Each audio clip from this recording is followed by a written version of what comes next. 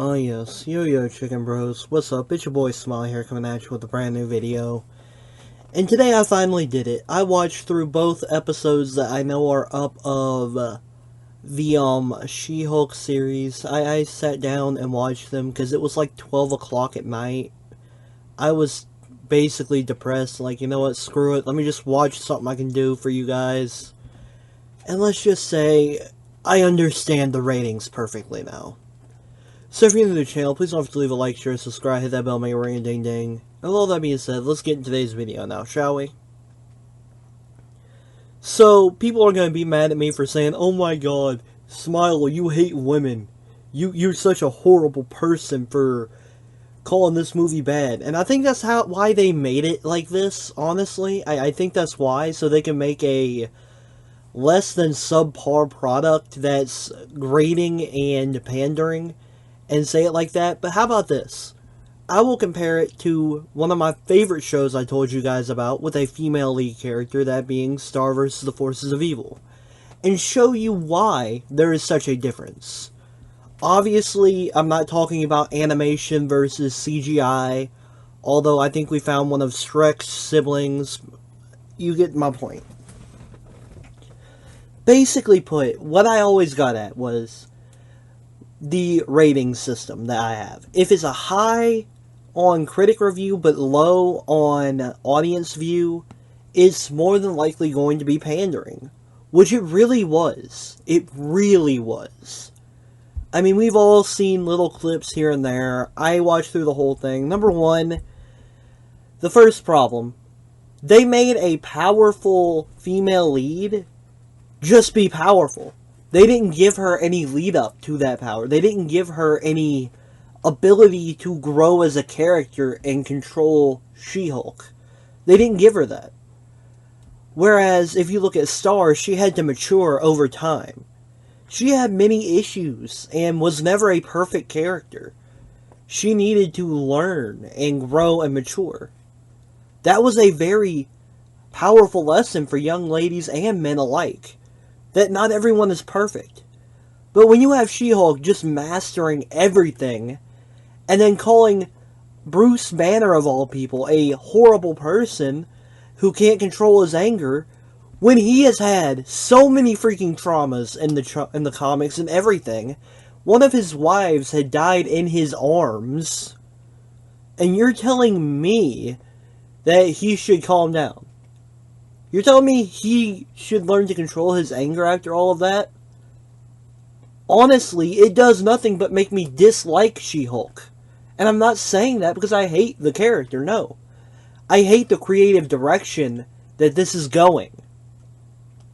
Number two, I wanted to mention, it's not comedic at all. It's not comedic at all. I didn't laugh at any part of the movie.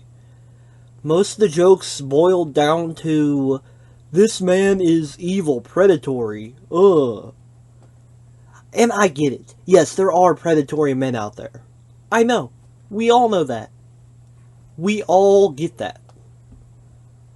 But, how many good men are there out there? How many good gentlemen are out there? It's not all just horrific human beings. I could say all ladies are Karens and get canceled and destroyed. But you can say, oh, all men are just freaking abusive and crap. And you get yas queen, yas. For real though. In Star, there was an abusive character in essence. That being the Demon Prince guy. He was pretty decently fledged character. And yes, while he was a bad guy, who was, I'll say it this way, having his pants bigger than his brain for a bit for Star, he learned to make her love him for who he was. And to become a better person to the point where I was rooting for him at the end. He became a good character. And in Star Vs, there was even a decent storyline for every single villain. We knew why they were bad. We knew what motivated them. We understood. At least in the first few seasons. Afterwards, it went down to crap. But you get my point. There was good in it. And when you put out this garbage, I'm not saying that because I hate the MCU. Trust me, I used to be a huge fan of Marvel. I moved to DC after Disney bought it for obvious reasons. But looking at it, I mean, you gotta just look at it and tell me that She-Hulk is anything but a company-made, pandering to audiences sort of piece of garbage. I didn't like it. I don't know many people that did. Now, I will mention, it's okay if you like it. I don't care. If you can enjoy it, that's fine. But I don't understand how you could with how pandering it is. It treats their audience like they are dumb. And I could have really vibed with this show. That's the biggest problem. I could have vibed with it if you wouldn't have went with She-Hulk is overpowered. You could have had a storyline that would have been very empowering to women, where she had to learn to control her anger, had to learn. And you say that she has to control it every day because of this, that, and the other reason. Well, why not make the creative decision to have her be an angry person? That would mesh well with the story. And have obtaining powers of the Hulk cause her to have to learn to control her anger through dedication and practice. That would have been a good story. That would have still had what the message was you were trying to give without being pandering. And that would have been amazing. I would have watched that. But when you give these pandering bullcrap that nobody has time to look at, who's going to watch it? Other than possible SJW types. And I don't care if you're an SJW either. You have your place for media, most definitely. I understand that you deserve to watch stuff that you enjoy. But the MCU was built off of something much different.